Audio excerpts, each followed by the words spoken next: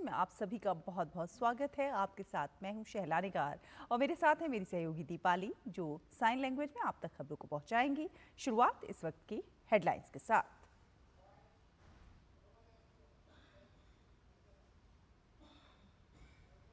भाजपा प्रतिनिधिमंडल ने अयोध्या का किया दौरा, गैंगरेप पीड़िता और परिवार से की मुलाकात। कहा, पीडीए की बात करने वाले अखिलेश की सपा को नजर नहीं आता पीड़िता का दर्द, कर रहे हैं डीएनए टेस्ट की बात।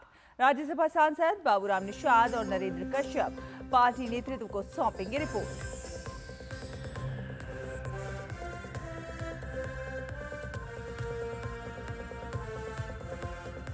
केंद्रीय गृह मंत्री ने चंडीगढ़ में 3 नए आपराधिक कानूनों के लिए ई साक्ष्य, ई समन, न्याय सेतु और न्याय श्रुति के उपयोगों का किया लोकार्पण। नए कानून को बताया नागरिक केंद्रित। 21वीं सदी के नए कानून न्याय करेंगे सुनिश्चित। चंडीगढ़ मनीमाजरा में जलापूर्ति योजना का भी किया शुभारंभ। मध्य प्रदेश के सागर में बारिश की वजह से जर्जर मकान की दीवार गिरी, 9 बच्चों की हुई मौत। प्रधानमंत्री ने की प्रत्येक मृतक के परिजनों के लिए 2 लाख रुपए की अनुग्रह राशि की घोषणा। मुख्यमंत्री ने भी की मृतकों के परिजनों को 4 लाख रुपए आर्थिक मदद देने की घोषणा। उधर महाराष्ट्र के पुणे, सतारा सहित देश के कई हिस्सों में तेज बारिश। केरल के वायनाड में छठे दिन की जा रही है लापता लोगों की खोजबीन।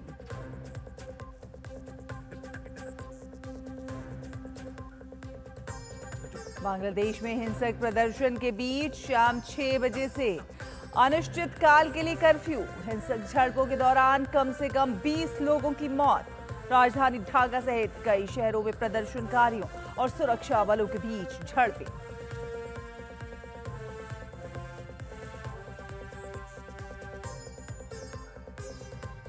ब्रिटेन के उत्तर पश्चिम भाग में चाकू से हमले में 3 लड़कियों की हत्या के बाद कई शहरों में हिंसक झड़पें। प्रदर्शनकारियों के साथ झड़पों में कई पुलिसकर्मी भी घायल। पिछले सप्ताह साउथपोर्ट में बच्चों के डांस क्लब में चाकू से हमले में हुई थी बच्चियों की मौत।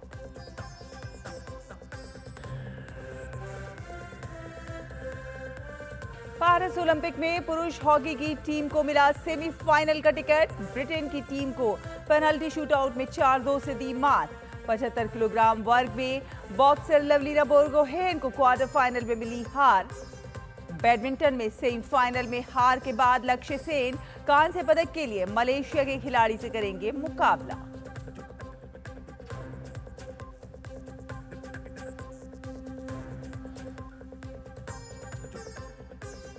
और भारत और श्रीलंका के बीच दूसरा वनडे मैच आज। टीम इंडिया की जीत के साथ बढ़त बनाने की होगी कोशिश। 3 मैचों की सीरीज का पहला मैच हुआ था टाई।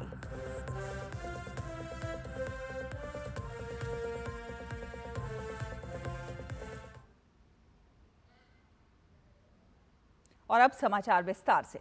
अयोध्या में नाबालिग लड़की से गैंगरेप के मामले में भाजपा समाजवादी पार्टी पर लगातार हमलावर है। आज भाजपा के एक प्रतिनिधिमंडल ने पीड़ित परिवार से मुलाकात की।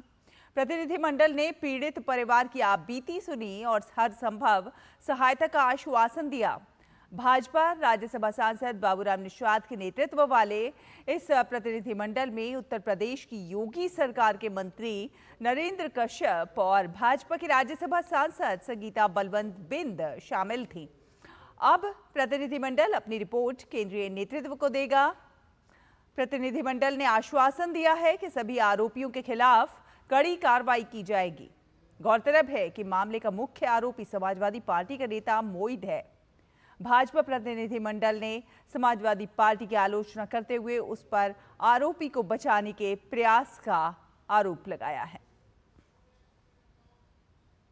जिन अत्याचारियों ने, दुराचारियों ने ये घटना घटित की है, हमारी सरकार उत्तर प्रदेश की किसी भी स्तर पर छोड़ने वाली नहीं है और इस तरीके की सोच रखने वाले दल के नेताओं को भी हम बताएंगे कि आपको इन दुराचारियों, इन व्यभिचारियों के पक्ष में खड़ा होना बड़ा दुर्भाग्यपूर्ण है। एक कन्या कि आवाज, उसका दर्द इनको सुनाई नहीं पड़ा। डीएनए की जांच की बात की है अखिलेश यादव जी ने। अखिलेश यादव जी पीडीए की बात करते हो और ये मछुआरे समाज की बेटी का दर्द आपको नहीं दिखाई सुनाई पड़ा। गरीब और बेवा जो असहाय है उसकी पीड़ा आपको नहीं समझ में आई है। किस तरीके से उस दुराचारी के बारे में जो बात की है, उसने इस गांव में और भी ऐसी तमाम घटनाएं घटित की हैं, लेकिन बाहुबल और धनबल के आधार पर उनको छिपाने का काम किया है। इन ऐसे सब दुर्दांत अपराधियों को, दुराचारियों को हम नकाब करने का काम करेंगे और जो इस तरीके की घटनाओं में लिप्त हैं, सरकार उन पे अंततः कार्रवाई ऐसी करेगी कि उनको कई पीढ़ियां याद रखेगी। बच्ची और बच्ची के परिवारजनों को आश्वस्त करना चाहते हैं कि मोदी और योगी की सरकार में ऐसे दुर्दांत अपराधियों को मिट्टी में मिलाने में हमारी सरकार कोई कमी नहीं छोड़ेगी। प्रदेश की जनता को सुरक्षा देना हमारा दायित्व है। अगर समाज की बच्चियों पर कुछ अपराधी ये सोचें कि वो समाजवादी पार्टी के नेता हैं, उन्हें खुला मौका ये अपराध करने का मिलेगा, तो ऐसा वो गलतफहमी दिमाग में ना पाले। अरे समाजवादी पार्टी का नेता घोषित है और अभी तक समाजवादी पार्टी की ओर से उस अपराधी के खिलाफ कोई कार्रवाई नहीं हुई। डीएनए की मांग कर दी गई, जांच की मांग कर दी गई, अपराधियों के बचाव की रणनीति चल रही है। अरे समाजवादियों, शर्म करो। ये 12 साल की निषाद बच्ची अबोध है, कितनी उम्र है उसकी, उसके साथ दुराचार हुआ है, वो परमानेंट है। हमारी सरकार ने, मुख्यमंत्री जी ने, प्रधान साहब ने गंभीरता से लिया है और निश्चित करेंगे पूरी जांच करके कि और क्या क्या कार्रवाई इन अपराधियों के खिलाफ की जानी है। कोई भी कार्रवाई ऐसी नहीं होगी जिनके खिलाफ ना करें।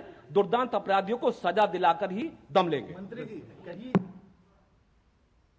जैसे ही यह संज्ञान में आया, योगी बाबा जी ने अपने सुशासन को दिखाते हुए अपराधियों पर कार्रवाई किया और अभी हम लोग पीड़ित परिवार से भारतीय जनता पार्टी का प्रतिनिधि मंडल मिला है और माता जी को यह आश्वासन दिया है कि कहीं भी किसी से भी डरने की जरूरत नहीं है, क्योंकि यदि प्रदेश में योगी बाबा है तो देश में मोदी जैसा प्रधानमंत्री है और उनके राज में कोई भी किसी से भी डरने की जरूरत नहीं है।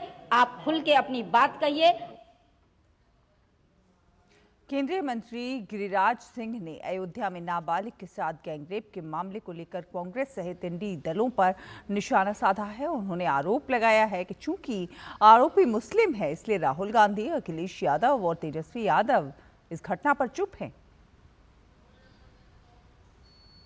जो घटना घटी है अयोध्या के अंदर नाबालिग बेटी के साथ, वो जिह्वा पर बोलना भी पाप जैसा लगता है, लेकिन आज जुबान बंद है राहुल गांधी का, क्योंकि वो मुस्लिम है। इस अयोध्या के नाबालिग लड़की के साथ दुष्कर्म करने वाला, इसलिए राहुल गांधी की जुबान बंद है, अखिलेश यादव का जुबान बंद है, तेजस्वी यादव का जुबान बंद है, सारे टुकड़े टुकड़े गैंग का जुबान बंद है। और जब भारत के सनातन पर चोट करना होता है, ये सब एकजुट होकर के सनातन को तोड़ने में लग जाते हैं। खबरों में आगे बढ़ेंगे। आपराधिक न्याय प्रणाली को मजबूत करने की दिशा में केंद्रीय गृह मंत्री अमित शाह ने आज एक बहुत बड़ी पहल की है। उन्होंने चंडीगढ़ में ई साक्ष्य, न्याय सेतु, न्याय श्रुति और ई समन ऐप का उद्घाटन किया। अपने संबोधन में केंद्रीय गृह मंत्री ने इस पहल को लोगों को त्वरित और समय पर न्याय प्रदान करने की दिशा में बड़ा कदम बताया। कि जितने भी रिफॉर्म हुए हैं, इस सब रिफॉर्म में सबसे बड़ा रिफॉर्म 10 साल के बाद अगर कोई सिद्ध होगा तो 3 आपराधिक कानूनों के क्रियान्वयन का होगा।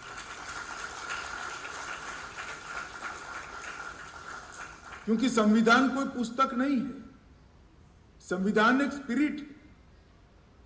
हर व्यक्ति की गरिमा उसका अधिकार है, हर व्यक्ति का सम्मान उसको मिलना चाहिए और हर व्यक्ति को न्याय मिले वो संविधान का दायित्व है।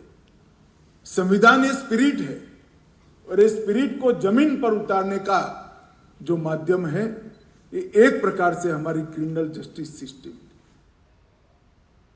केंद्रीय गृह मंत्री अमित शाह ने आज चंडीगढ़ में मनी माजरा जल आपूर्ति परियोजना का शुभारंभ किया। इस परियोजना से मनी माजरा के निवासियों को 24 घंटे पानी की आपूर्ति तो मिलेगी ही साथ दूषित पानी की समस्या का भी समाधान हो जाएगा। इस मौके पर केंद्रीय गृह मंत्री अमित शाह ने कहा कि इससे तकरीबन 1 लाख लोगों को फायदा मिलेगा। उन्होंने कहा कि अब इस इलाके में लोगों को फिल्टर लगाने की जरूरत नहीं पड़ेगी। करोड़ संकल्पवान लोग भारत को विकसित भारत बनाने के लिए कटिबद्ध है और आज इसके सैकड़ों हजारों करोड़ों कामों की लड़ी में एक बहुत अच्छा काम चंडीगढ़ यूटी में हुआ है। 1 लाख लोगों को जो हमारे शरीर का महत्वपूर्ण हिस्सा पानी होता है वो शुद्ध पानी देने का उनको मैं आज यहाँ विश्वास दिलाकर जाता हूँ। आप विश्वास करिएगा, किसी को मिनरल वाटर लेने की जरूरत नहीं है। ये पानी अपने आप में ही इतना शुद्ध है। मध्य प्रदेश के सागर जिले के शाहपुर में दीवार गिरने से 9 बच्चों की मौत हो गई। घटना उस समय हुई जब बारिश की वजह से जर्जर मकान की दीवार ढह गई। हादसे में 2 बच्चे घायल भी हुए हैं। सभी घायलों को मलबे से निकाल लिया गया है। जानकारी के अनुसार मकान के पास स्थित हरदौल मंदिर परिसर में शिवलिंग निर्माण एवं भागवत कथा का आयोजन हो रहा था। वहां पर बड़ी संख्या में बच्चे शिवलिंग बनाने पहुंचे थे। घटना का शिकार होने वाले बच्चों में अधिकतर यही बच्चे बताए जा रहे हैं। घटना की सूचना मिलते ही पुलिस प्रशासन मौके पर पहुंची और राहत एवं बचाव अभियान शुरू किया गया। राहत कर्मियों ने घायलों को मलबे से निकालकर अस्पताल में भर्ती कराया। राहत और बचाव अभियान को पुलिस के साथ साथ नगर परिषद कर्मियों और आम लोगों ने भी उसमें हाथ बटाया। मुख्यमंत्री मोहन यादव ने हादसे पर दुख जताया है। उन्होंने घायल बच्चों के उचित इलाज के लिए जिला प्रशासन को निर्देशित किया है। सीएम ने मृतक बच्चों के परिजनों को 4-4 लाख रुपए की सहायता राशि देने का भी ऐलान किया है।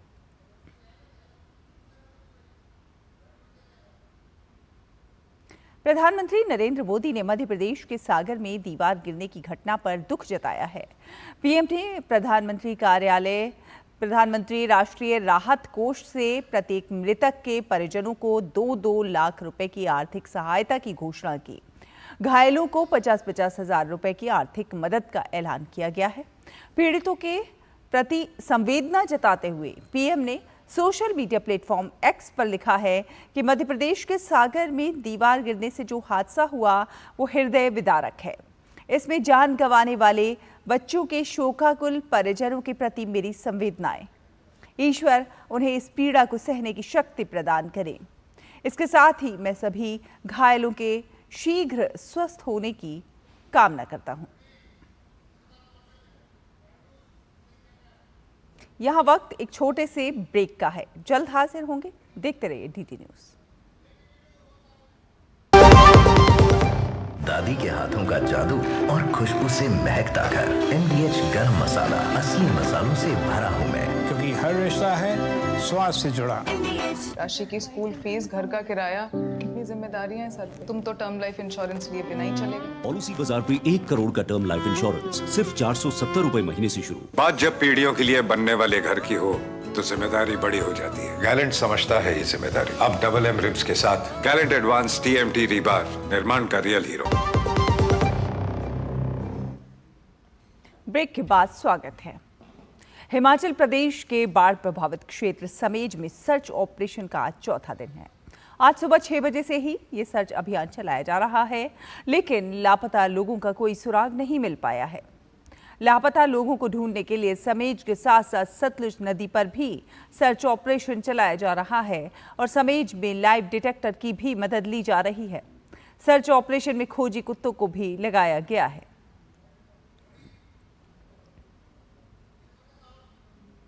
कनेक्टिविटी अभी बाय रोड हमारा जो संपर्क वो नहीं है, तो उसकी रिस्टोरेशन के लिए ऑलरेडी PWD डिपार्टमेंट द्वारा उसका कार्य शुरू कर दिया गया है। मीनवाइल हमने क्या किया, यहाँ पे टेम्परेरी ब्रिज भारतीय सेना ने यहाँ पे सेटअप किया है ताकि जो ऑन फुट अगर लोग क्रॉस करना चाहते हैं तो यहाँ से इसको किया जाता है। बाकी ऑन वॉर फुटिंग में हमारा जो रोड है सरपारा गांव का, उसको रिस्टोरेशन करने का काम चला हुआ है। स्पेशली एक युद्ध स्तर पर काम करेंगे, जिसमें जेसीबी भी हमारे पास अभी जो कल की इन्फॉर्मेशन है 5 जेसीबी यहाँ पहुँच चुके हैं, और सब टास्क फोर्स को जो अलग अलग काम दे दिया गया। आज भी कौन आदमी कहाँ कर, आज सुबह 7 बजे का टाइम था, तो सभी 7 बजे जो है मतलब पहुँच चुके हैं। तो आज कुछ संभावना है कि डेड बॉडीज़ कुछ मिले हमारे को, कुछ बॉडीज़ तो जो लोकल लोगों द्वारा जो बताया गया कि कहाँ संभावना हो सकती है, तो वहाँ पर हम आज उसकी तलाश करेंगे। और नॉर्मल ब्रिज भी हम आज बना रहे हैं। एनडीआरएफ पहुँच चुके हैं, सीएस आर्मी पहुँच चुके हैं, होमगार्ड पुलिस सभी जो है पहुँच चुके हैं। तो आज लगता है कि आज होपफुली कि आज मैक्सिमम जो बॉडीज हम रिकवर कर पाएंगे। हिमाचल प्रदेश के पूर्व मुख्यमंत्री और विधानसभा में नेता प्रतिपक्ष जयराम ठाकुर ने रामपुर के समेज में घटनास्थल पर पहुंचकर स्थिति का जायजा लिया। इस दौरान उन्होंने प्रधानमंत्री से हुई मुलाकात का जिक्र करते हुए कहा कि केंद्र आपदा की इस घड़ी में हिमाचल के साथ खड़ा हुआ है। के समेज क्षेत्र में आई बाढ़ के चौथे दिन भी सर्च ऑपरेशन के दौरान उन तमाम लोगों को ढूंढने के लिए प्रयास जारी हैं और इस वक्त प्रदेश के पूर्व मुख्यमंत्री और नेता प्रतिपक्ष जयराम ठाकुर प्रभावित क्षेत्र का दौरा करने पहुंचे हैं। उन्होंने प्रभावितों से मुलाकात की है, हम उनसे बात करेंगे। सर, बहुत सारे प्रभावित यहाँ पर हैं, दौरा भी आपने किया है, क्या मानते हैं इतनी भयावह स्थिति के बाद जो भरपाई है वो नहीं हो पाएगी, जो नुकसान इन लोगों का हुआ है, बावजूद इसके आप कितना दुख बांट पाए हैं इन लोगों? देखिए, जहाँ तक नुकसान की अगर बात कहें, उस क्षति की पूर्ति तो नहीं हो सकती है। यहाँ जिस गांव में आज मैं यहाँ पर आया हूँ, इसी गांव में 36 लोग मिसिंग हैं और परिवार के लोग सदमे में हैं। हम सब लोग भी सदमे में हैं सारी चीज़ से, और कैसे अपनी भावनाओं को व्यक्त करें ये कहना बहुत कठिन है, लेकिन भावुक क्षण है ये, जहाँ परिवार ने अपने सारे सदस्य खोए हैं। कुछ परिवार के आधे अधूरे कुछ लोग जो है वो बचे हैं, कुछ बचे हैं, कुछ घायल अवस्था में भी है। ऐसे में निश्चित रूप से ये चिंता का विषय है। और जहाँ समेज इस गांव में हम देख रहे हैं कि जहाँ 4-4 मंजिला घर थे लोगों के बने हुए, आज वहाँ पर एक तिनका नहीं है, देखने को नहीं है। चारों तरफ मलबा गिरा है और उस मलबे में जिंदगियाँ तलाश रहे हैं। तो ये सबसे बड़ा पीड़ा का विषय है। इस वक्त केंद्र बिल्कुल हिमाचल के साथ कंधे से कंधा मिलाकर खड़ा नजर आया है। प्रधानमंत्री से भी आपने मुलाकात की है और हिमाचल के लिए पैकेज भी दिया गया है। हालांकि पिछली बार की जो आपदा है उसके बाद ये उम्मीद नहीं की जा रही थी कि इस बार भी प्रदेश में ऐसा हाल होगा, लेकिन केंद्र की तरफ से जो मदद मिल रही है उसको लेकर के। देखिए, मैं तो सबसे पहले तो एनडीआरएफ के जवानों को मैं बहुत बधाई देना चाहता हूँ, पुलिस के जवानों को बधाई देना चाहता हूँ। हमारे गाँव के लोग रेस्क्यू ऑपरेशन में बहुत जल्दी जुट गए थे, जीवन को संकट में डाल करके जुट गए थे, और जो बेस्ट पॉसिबल जो किया जा सकता था करने की कोशिश की जा रही है। प्रधानमंत्री जी से मिलना हुआ, सबसे पहले यही उनने पूछा कि हिमाचल का हाल क्या है, इस बारिश के कारण जो नुकसान हुआ है, कहाँ नुकसान हुआ है, कितना नुकसान हुआ है, ये सारी जानकारी मैंने दी। पिछली बार की आपदा के बाद प्रदेश सरकार ने कहा था कि जो भी नदी नालों के समीप कंस्ट्रक्शन है या जो बस्तियां हैं उस पर नकेल कसी जाएगी, वहां पर रिस्ट्रिक्शंस लगाई जाएंगी। तो अभी जो आपदा आई है उसके बाद आप क्या मानते हैं कि इस बात को कितना सख्ती से लागू करने की कोशिश की गई? देखिए, पिछली बार कहा था, लेकिन कहने के बाद कुछ हुआ नहीं, ये भी बात सत्य है। हमने यही कहा था कि पूरे हिमाचल प्रदेश में ठीक है वक्त लगेगा, और कहाँ घटना घटित होती है ये सरकार के हाथ में भी नहीं है, आदमी के हाथ में भी नहीं है, लेकिन फिर भी उसके बावजूद एक प्रयास शुरू करना चाहिए कि जहाँ जो जगह, चाहे गांव है चाहे कोई एक घर है जो असुरक्षित स्थान पर बना है या बसा हुआ है, उनको तैयार करना चाहिए कि वो सुरक्षित स्थान पर ही रहें, क्योंकि ज़िंदगी सबसे कीमती चीज़ है। और इसके लिए आने वाले समय में कानून की अगर आवश्यकता पड़ती है तो कानून भी बनाना चाहिए। तो ये जो वक्त है, ये राजनीति का वक्त नहीं है। तमाम जो जिंदगियां हैं वो इस मलबे में लापता हैं और आज चौथे दिन भी उन तमाम जिंदगियों को ढूंढने का प्रयास लगातार जारी है। पल पल की अपडेट आपके साथ साझा करेंगे। कैमरा पर्सन ऋषिपाल के साथ हेमलता शर्मा, डीडी न्यूज शिमला। और हिमाचल प्रदेश के लाहौल और स्पीति के मनाली लद्दाख रोड पर बादल फटने से कुप्पाता ब्रिज पानी में बह गया। साथ साथ बेली ब्रिज को भी नुकसान पहुंचा है। राहत और बचाव अभियान तेजी से चलाने के साथ ही नए ब्रिज के लिए विकल्प बनाने की भी कोशिश की जा रही है।